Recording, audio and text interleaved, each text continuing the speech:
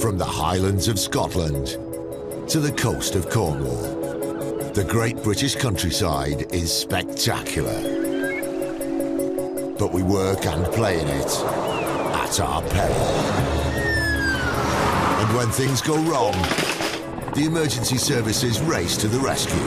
He's come off and he's got his leg trapped underneath him. Oh, man. Oh, this is a nightmare. Going hundreds of miles against the clock. Battling the elements and braving the waves. From the Welsh valleys to winding country roads, we'll be right at the heart of the action. With police fighting crime. I am tinkering on seizing the vehicle. Paramedics saving lives. And lifeguards patrolling the seas. We're there as the emergency services pull together to pick up, patch up, and protect the public. This is Countryside 999.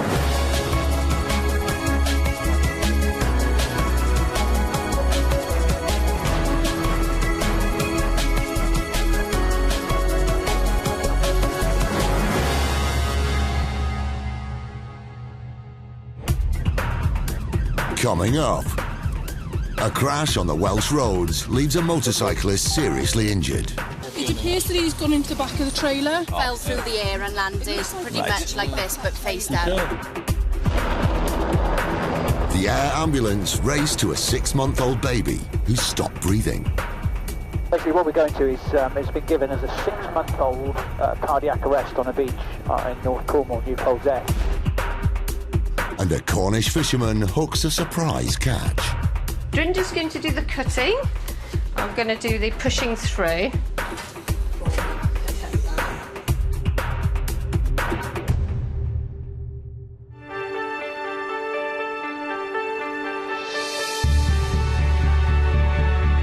The Brecon Beacons. 520 square miles of gorgeous Welsh countryside. These breathtaking views are home to 32,000 people and welcome more than 4 million visitors every year. And protecting them is the Dyfed-Powys Police, whose patch covers more than half of Wales.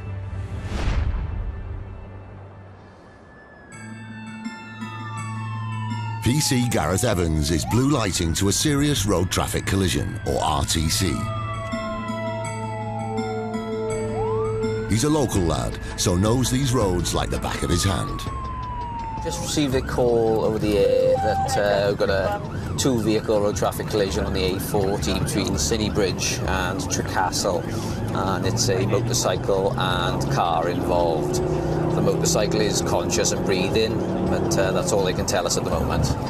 More than 23,000 people were seriously injured in road accidents in the UK last year. Almost a quarter of them were motorcyclists. And with 13 years service under his belt, Gareth has dealt with many collisions. RTCs are quite common in our area, to do with the sort of roads that we have. We tend to get a lot of motorcyclists using the roads, obviously because of the scenery and generally the countryside. Gareth is 14 miles away from the accident. He and the rapid response ambulance need to get there fast. But travelling on rural roads brings extra challenges. Farming traffic, slow-moving traffic in general is a problem when attending to shouts and calls on roads, predominantly quite twisty, bendy roads, so it's awkward then to pick a safe spot to carry out an overtake. So you have to sort of pick your moments very well and carefully.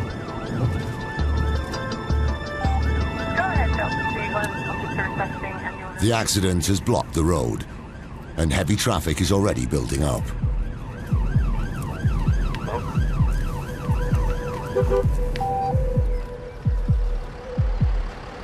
A motorcyclist is lying where he landed. Hi, all. He's in a critical state. Oh, excellent. I love people passing like that. How was the gent? It appears that he's gone into the back of the trailer. Right, okay. Over there. And literally just fell through the air and landed pretty much like this, but face down. Yeah. Right. When I got to him, didn't see what happened. When I got to him, he was semi-conscious. German holidaymaker Jürgen crashed into the back of a trailer after it braked to avoid a cyclist. All right, well, okay. Gareth makes the road safe while paramedics check Jürgen's injuries. The paramedic And I'll... Semi-conscious, but pretty much unconscious, literally. want a hand just let us know we'll start. We can. Yeah, well, just... If you want. Yeah, if you just give it, well, yeah, if we give it 5 minutes while the paramedic is dealing with them, and then when she's happy or whatever, she's ready to move in, then we'll leave traffic on a stop at the moment. Yeah, leave traffic on. Yeah. Luckily, passing soldiers from a local training camp are on hand to help with the growing tailback. Lovely job, excellent. Thanks very much for your help. Cheers.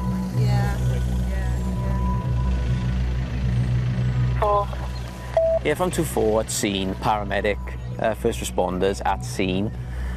Gentleman is conscious, breathing. How's that? Do you witness any of it or what? Right. So Jürgen's in a bad way, so they've called for an air ambulance.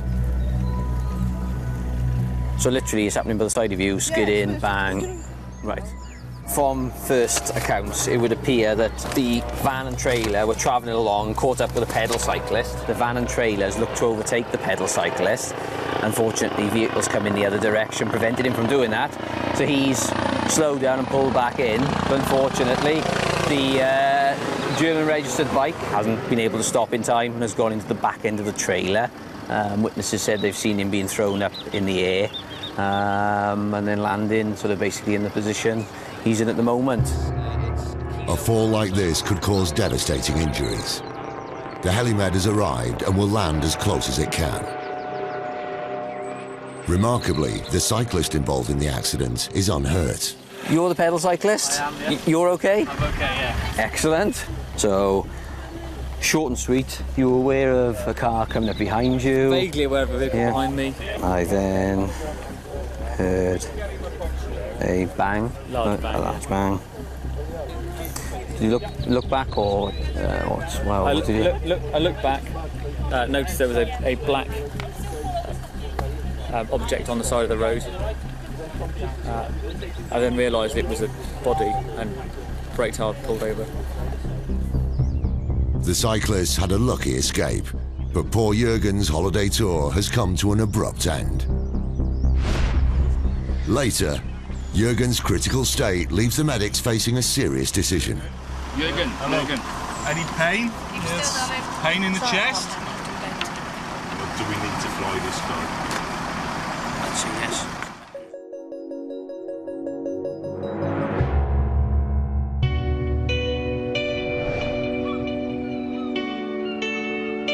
Like the Brecon Beacons, Cornwall is a holiday hotspot, with millions of visitors joining locals in the sun, sand and surf. Boasting a dramatic coastline that spans nearly 300 miles, the county is home to over 100 stunning beaches. But busy beaches mean more accidents and emergencies.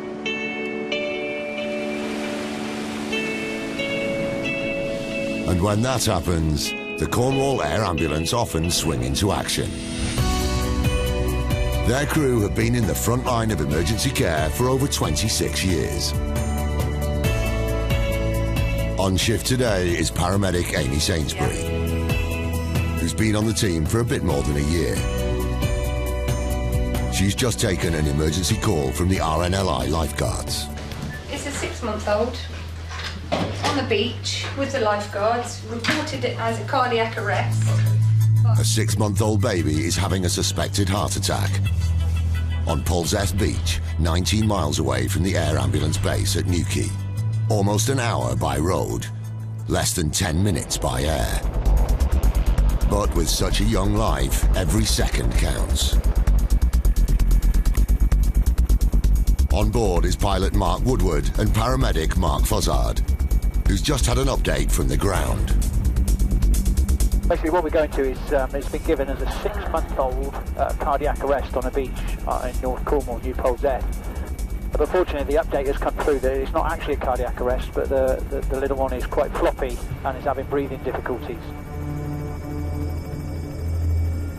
When we get calls to children, there is an added stress value, and it does distress the crew a little more than a normal call would do, to think that there is a child in trouble.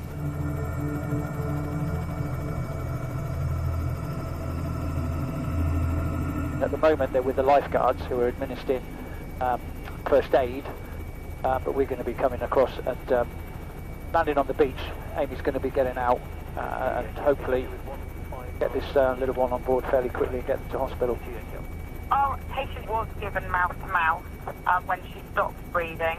The RRV had 3 minutes to run. The baby's condition could be life-threatening. As well as the Helimed, a rapid response vehicle, or RRV, is racing to the beach. We have a minute and a half, Kelly.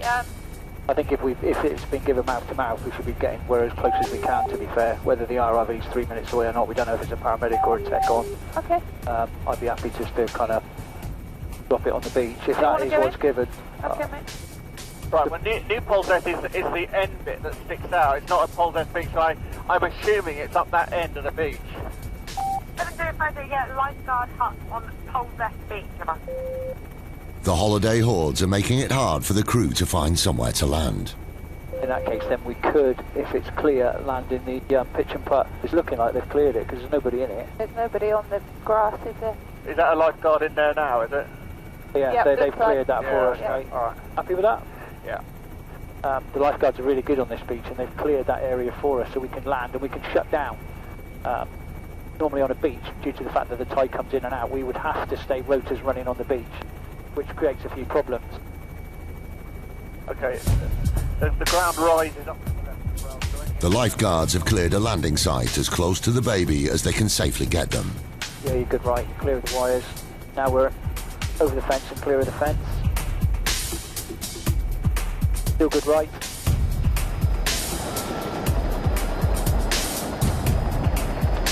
What do you want to take with you, Ames? I'll take the big bag, please.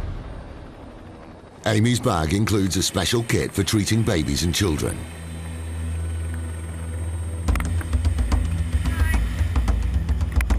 But it's a further 150 yards before she'll know what state the baby's in.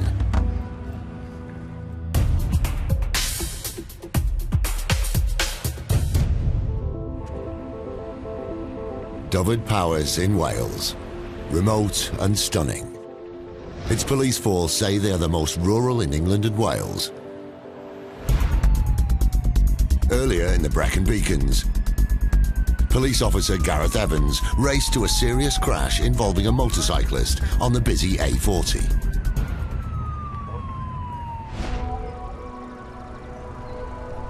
Jürgen is in a bad way after being thrown over the handlebars of his bike. Traffic is at a standstill. Jürgen is being treated by a highly skilled medical team who need space and time to assess his injuries.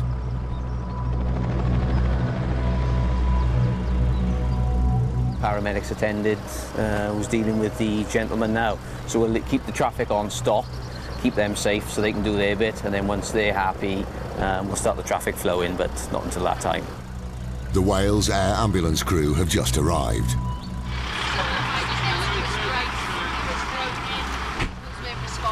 No movement, no verbal, couldn't understand us. Had some groaning, and then his pupils started reacting. The medical team tried to work out just how badly Jürgen's hurt. As the only officer at the scene, Gareth's got his work cut out for him. First thing to ascertain is to find out exactly how many injured. Next task is to find out what happened at the collision and why the collision occurred. I spoke to the van driver at the scene and went through the sort of protocols, as in the breath test. The driver was clearly upset and traumatised by the incident, even though initial assessments would appear that he wasn't to blame for the collision. He was clearly upset by what had happened and the state that the motorcyclist was in. I think what we'll probably try and do is put him on the scoop, and then we'll put him onto our vacuum mattress and put him on that. Jürgen is drifting in and out of consciousness, and the team are struggling to get a response from him. Is anyone flaps to help him? Yeah. But no one knows if he speaks English. It's very, very difficult because when you're asking him, he doesn't understand. Jürgen, Jürgen, sorry. Any pain? Pain in the chest? Yeah. They need to get Jürgen off this road and straight to the nearest hospital, 23 miles away. A journey that could take 3/4 of an hour on these country roads. Is he moving his legs at all? Yes, he's straightened them and not bent. It is, but we'll just sort of say like. What I'm thinking of, do we need to fly this guy? I'd say yes. He's lost consciousness. How far is it to the hospital? It's a long way. It's like 40 minutes, 45 minutes. Right, okay. We could do. Feel me touching you, Jürgen? Yeah. Feel me touching you there? Yeah. Let me just have a look at your eyes a minute. Moving out of date. Open your eyes. The state of Jürgen's helmet and bike are a sign of how badly he's likely to be hurt. The paramedics need him in the air as soon as possible. 1, 2,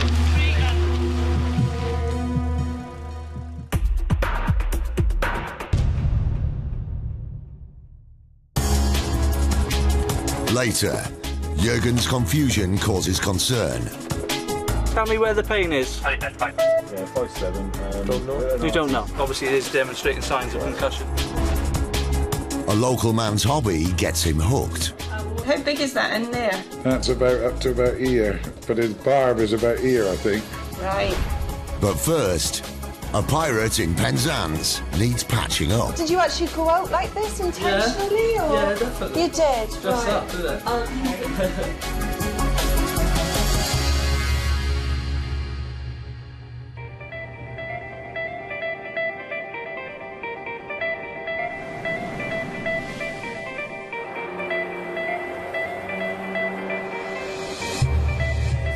It's August, and Cornwall's summer season is in full swing. Holiday-making hordes have almost doubled the population. More people means more pressure on staff at the urgent care centre in Penzance. The team here are specially trained in emergency medicine, So I think you've been extraordinarily lucky. Yeah. treating everything from broken bones to cuts and scrapes. Let me know when it hurts. Oh, I'm so sorry. Yeah, that hurt. Right now, it's party season in Penzance, which can only mean one thing: pirates. Right then, William, I'm Louise. So you were out having a pirate party last night? Yes. Yeah. Today, emergency nurse practitioner Louise Silver is treating young reveller William, who's nursing a few bumps and scrapes after a beach party. Tell me a bit more about the pirate party. No, it's pretty good. I drank a lot. A lot more than what I probably should have, to be honest with you. Right, okay. Did you actually go out like this intentionally, or? Yeah, definitely. You did, Dress right. up, innit? Okay. I can see the remnants of your moustache there. Okay, let's have a little look into you then. William was partying at Prey Sands with Sister Tian when he took a tumble. Right, so what did you actually fall on? Can you remember? Or can anybody remember? Right, was you at the party last night? You were. So you called an ambulance last night? Well, I didn't, the bouncer did. And you being like, yeah? Didn't want to. Right, He didn't want the ambulance at all. This blood's from your head, I presume, is it? So what was the point of this party then? There's a RAF race today, innit? There's a RAF race down there today. So. Oh, it's the RAF race? Yeah. So we've got to get you patched up so you can go back and do it all again? I'm hoping to do it again, yeah. William's got a few cuts and bruises which will need checking out. But it may be too late for stitches. It's a fair old gash. It's a bit dirty, So what we'll need to do is give it a proper clean up in a minute. We can't close it now because it's been quite a while since you did it. Right. So it's actually old wound. So what we'll have to do is just give it a good clean up and probably just leave it open. Right. I don't think it'll scar. It'll be fine. It's all a bit of a blur for William, so Louise wants to check for signs of concussion. Can you feel me touch you? Yeah. Yeah, feel me touch? Yeah. Okay. I want you to just watch my pen.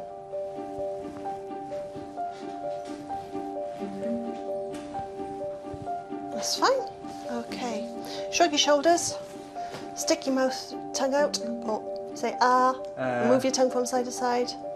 Cool. You passed. Right. All shipshape in the head department. Time to tackle the cut above his eye. The problems with wounds like this is, you know, because it's probably over 6 hours old now, it's classed as an old wound. So we can't suture it and close it the traditional ways. So all we can do is really give it a good old clean up and put a nice dressing on it for you. I'm sure we'll be fine, okay? With a day at the raft race ahead, Louise is hoping William's one pirate will stay ashore. So you're not entering the raft race? Well, no, not now, I don't think, no. Get my dressing wet, you'll be in trouble. He might have lost his sea legs, but Louise is still keen for him to take it easy. Obviously, you know, I'll let you go with some head injury advice, and your sister's with you. But obviously, I can't be responsible for what you're going to do to yourself this afternoon. My advice would be to lay off the alcohol today and have a restful day and drink lots of water and take painkillers and keep your dressing clean and dry. What you do at the raft race is up to you. I will not be going in the water, that's for sure. Notice he said he would keep it clean and dry, but he mentioned nothing about not taking the alcohol. William's cleaned up and packed off to his next adventure. Shame they couldn't fix those shorts as well. So we've patched him up and he's going back out to carry on with the raft race today, but he's got his sister with him. She's very sensible, and I think he's quite a sensible lad, really. He's just young and enjoying himself. And hopefully we will see him again.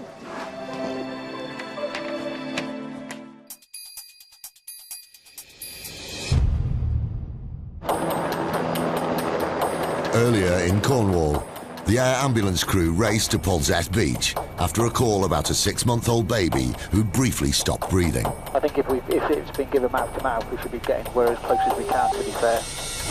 The helimed has touched down, and the rapid response vehicle has also arrived. Yes, air ambulance here now.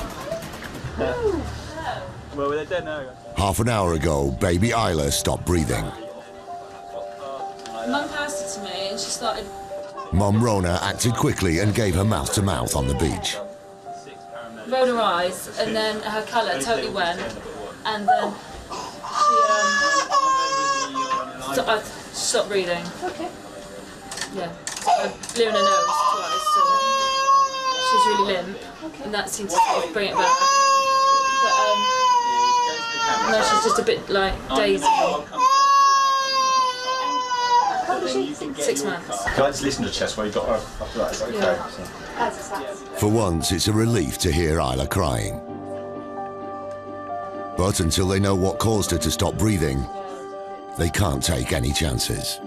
So I think because you have been at the point of actually blowing into her nose, Yeah. I think we'll run her down to the hospital. Yeah. Okay, and that'll be down to Truro. Are you local? Well, I've got a caravan here.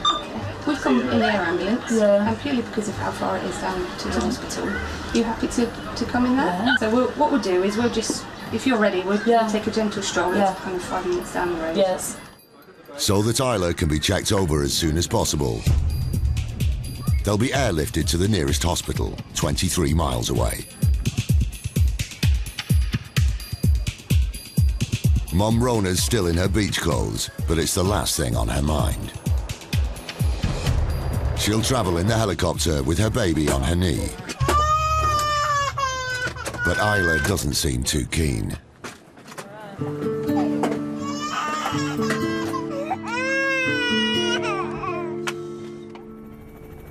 If you go to a child in distress or a child that is poorly, we nearly always have at least 2 patients, if not 3 patients. We've got mum to look after. We're lucky with this aircraft, we have an extra seat and we can take mum or dad to hospital with the little one, and we will do that at every available opportunity. The last thing we want to do is split the little one up from the mum or the dad. So we have 2 patients to look after en route to hospital. How are we doing, mum? Okay? Okay. Brilliant. We normally find this, that once we start flying, the little vibrations and the noise tends to send them to sleep. And she's certainly a little quieter now, which is good. Hello. Good girl. So, as Amy's probably told you, we're on our way to Trelisk, just to get little Isla sorted out. We're going to be there in about 12 minutes, so we're going to get there pretty quickly. Okay. Mark's wondering what can have caused Isla to stop breathing. Is Isla normally fitting well? Any medical problems? No, okay. fine. Is this the first time this has happened, or has this happened before? First time, yeah. Just describe to me what happened. Obviously, I wasn't at the beach, so I didn't get the full... My mum passed her to me. Okay. And then she threw her right back, and then her eyes sort of rolled right back. Okay. And at that point, I thought she was starting to lose her colour. And then she just seemed to, like, stop breathing. And then her body sort of went a bit floppy. Okay. It didn't feel like she was breathing. Okay. So at that point, that's when I blew into her nose. Right, and then what happened after that? Did she And I held her close to me and lifted her up, and then she sort of started to come round a little bit. Did the colour come back fairly quickly after that? Yeah, then her colour slowly came back then, yeah. Okay.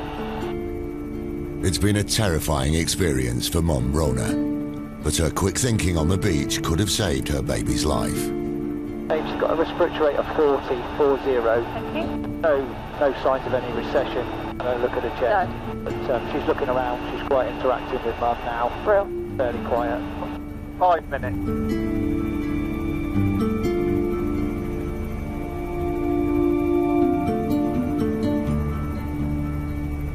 Rona, is your family coming to meet you at Trelisk? Yeah, my husband's going to meet you there. Brilliant. We're just going to be descending down to land, and you want it up front, do you? Yes, please, yeah. The air ambulance will land outside A&E.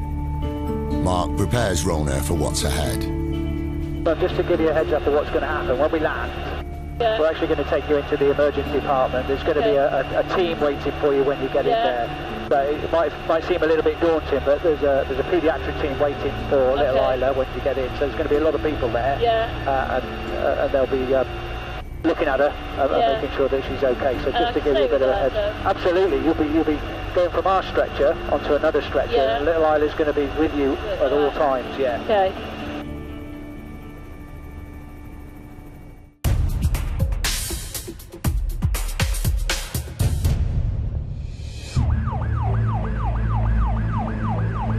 A crash in the Brecon Beacons has left motorcyclist Jurgen seriously injured. Paramedics and the Wales Air Ambulance team have been treating him by the side of the road. PC Gareth Evans has been managing the scene of the crash. So literally it's happening by the side of you, skid in, bang. Jurgen needs urgent medical attention. The nearest hospital is 23 miles away, and getting there by road will be slow. Are you calling? 1, 2, 3. By air ambulance, it'll take less than 10 minutes.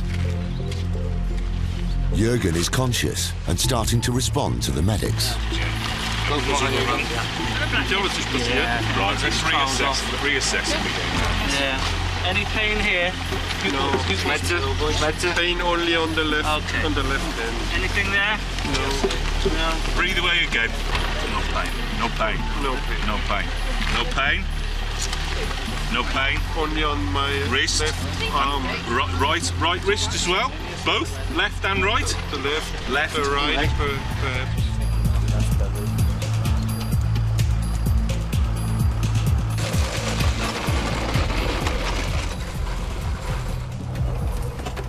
So we're going to take you to the hospital to get an X-ray. Okay. What time was the injury? I'm not certain. About 3 o'clock. Tell me where the pain is. Yeah, 5'7". Don't know. You don't know. Obviously, it is demonstrating signs of concussion. Jurgen's finally on his way to A&E.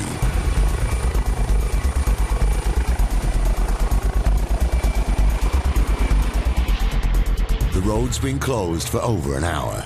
Now Gareth can get on with clearing up the chaos.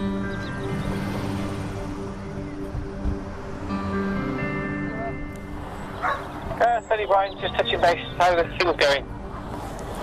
Yeah, fine. Just dealing with the collision at A40 at Castle. So just tidying up bits and pieces, and we'll be on our way back to the station then. Yeah, thank you very much for today. The police allow the backlog of traffic to clear. But before the road can be fully opened, Gareth needs to do some detective work. Take some details off the bike to make sure I've got the details of the bike correct.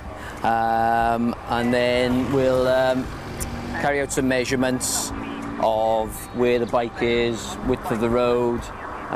There's a mark there that was created when motorcyclers obviously hit the brakes, so we'll measure that as well. This is what we call a fixed point, so it's a permanent object which hopefully isn't going to move.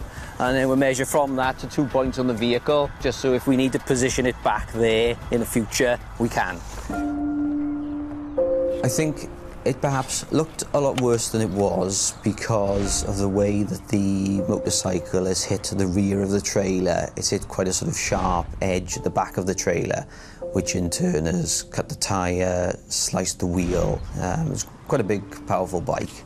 So even though the evidence at the scene would suggest the speed was fairly low, it's still done quite a bit of damage. But the clothing that he was wearing possibly saved him for a lot more serious injuries than what he ended up with. I don't think anything can really prepare you for dealing with the more serious RTCs, even to the point the sort of fatal road traffic collisions that we have. Deeply upsetting as they are, it does sound a bit callous, but you've got to switch off and sort of do the best that you can for the families that may be involved, to sort of help and support them, and ultimately find out exactly what happened and how collisions occur and how serious injuries and in certain circumstances deaths occur.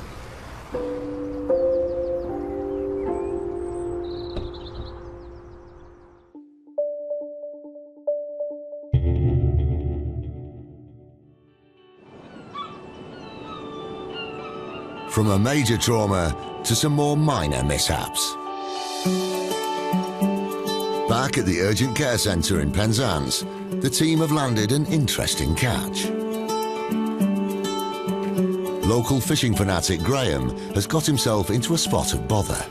Graham, my name's Debbie. Yeah. Hiya. Let's have a look then. Don't move it too much. I won't. What time did this happen at? About 2.5 hours ago. Oh, golly. Took me that long to get back from... How big is that in there? That's about up to about here, but his barb is about here, I think. Right. Have you taken any painkillers? No. Would you like some? No. Just like to have it cut out. Okay, right. Bear with me and I'll Can get they it deaden done. it, can they? Yes, I'm sure we can. Graham was out fishing off the coast of Penzance with a friend when he snagged his own finger with a fish hook. Did you catch any fish? Caught 3 or 4, yeah. Did you? What were you catching? Got a cod and about 3 pollock, I think. All right. Is that your job or just a hobby? Just a hobby. It's right in, isn't it? Yeah, they went right in that time. My mate said he wanted to pull it out, so you had... Oh!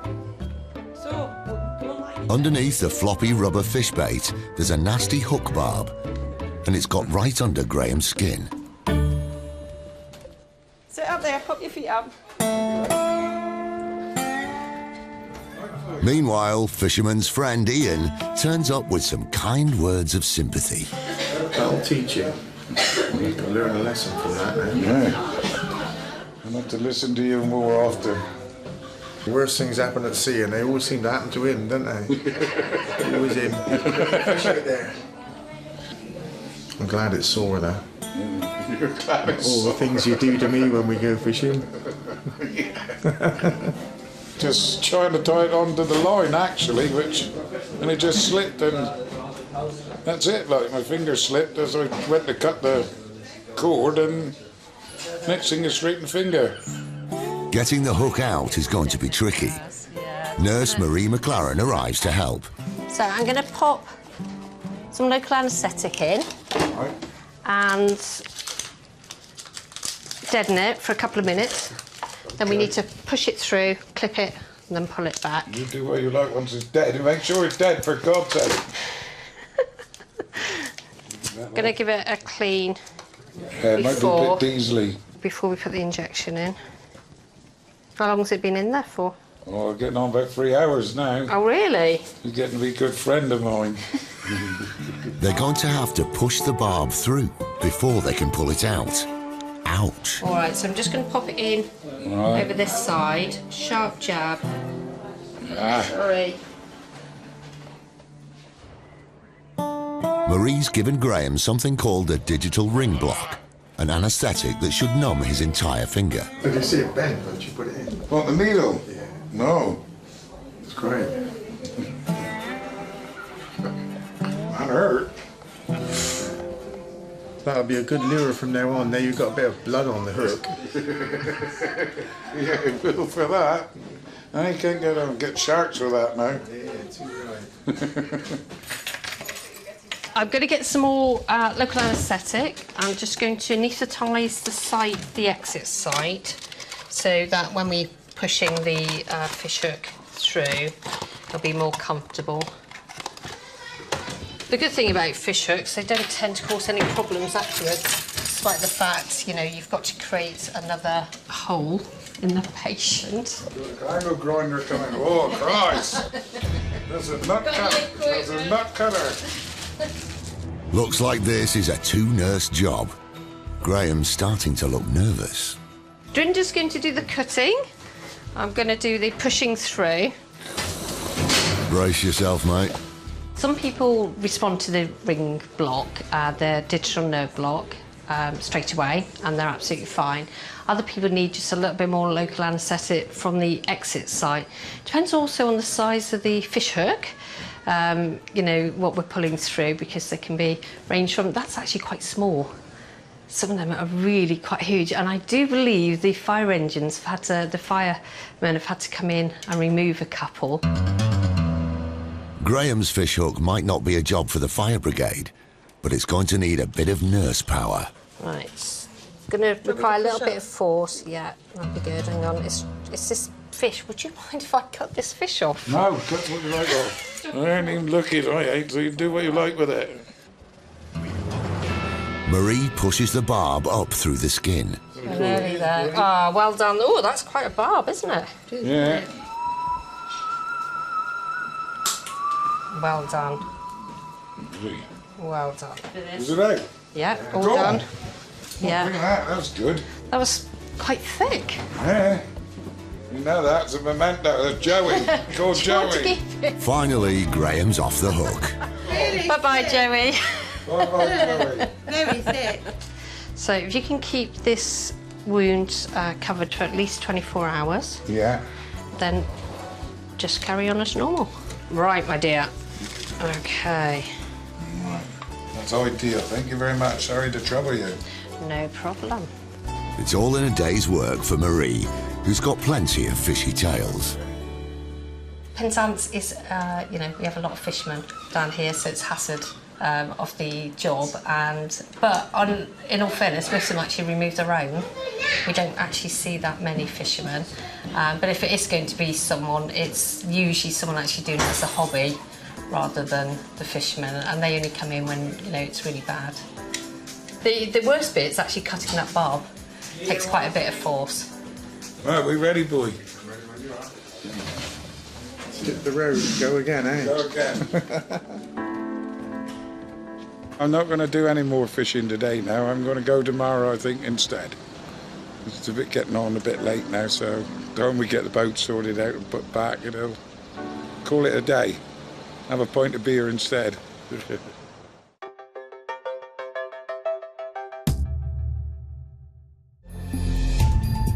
Earlier, the air ambulance crew in Cornwall were called to a baby who'd had a suspected heart attack. It's a 6-month-old. on the beach with the lifeguards, reported it as a cardiac arrest. On the way, the team got some news from the ground. Not actually a cardiac arrest, but the little one is quite floppy. Once on the beach, Amy raced to treat baby Isla. Rolled her eyes, and then her colour totally went, and then she stopped breathing. The team airlifted mum and baby to the nearest A&E.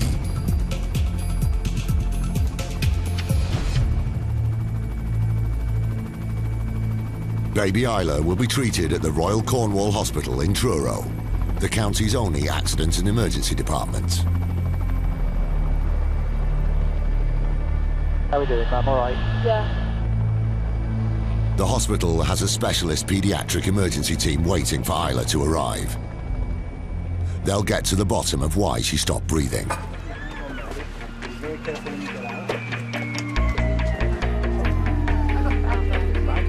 Rushed from the beach, Mum Rona is in her swimsuit.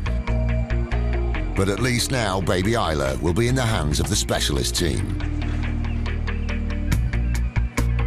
So basically, we've just taken little Isla into the emergency department. We have a paediatric team waiting for her, so they're going to check her out. Mum's on the bed, and we've put Isla on her lap, and she's still looking quite cheerful, still a really good colour. And they're going to be kind of checking her out, taking her blood pressure, taking her blood sugar readings again, and doing quite a few obs. She may stay in overnight just to find out what happens, but that'll be down to the paediatric team. But we've got her fairly quickly into hospital, and she's in the right department. Things can change very, very quickly with little babies, and of course they can't talk to you, so they can't tell us how they are actually feeling. So on the look of her colour, she was a really nice colour. She was crying quite a lot, which is a good sign. I think that was basically because she was agitated and taken out of a strange environment. And all the obs that we did take en route were absolutely within the normal parameters. So we're quite confident that little Isla's going to be okay. We don't like seeing children in trouble. I'm sure everybody doesn't like to see children that are poorly. But it's nice to know that there is an aircraft available. We can get patients to hospital very quickly, and we can get paramedics to patients very quickly too.